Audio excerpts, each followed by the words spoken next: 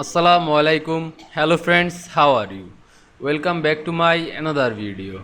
In this video I am going to show you how to merge rows in Google Docs table.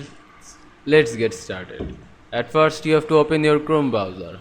Then open your Google Docs apps, then create your document. Now you can see here are my document. Now at first I insert a table in this document. Go to insert menu. Then you can see here a table option. Now draw your table. Now make better white in this table. Select this table and click this borders white. Now make it 4.5 pt. Now I merge rows in this table. At first you have to select this row. Select a cell, then drag on your mouse to right on this table. Now you can see I select a rows. Now I merge these rows in this table. Go to format menu. Then you can see here a table option. Click this table. Now you can see here a merge cell option. Just click it.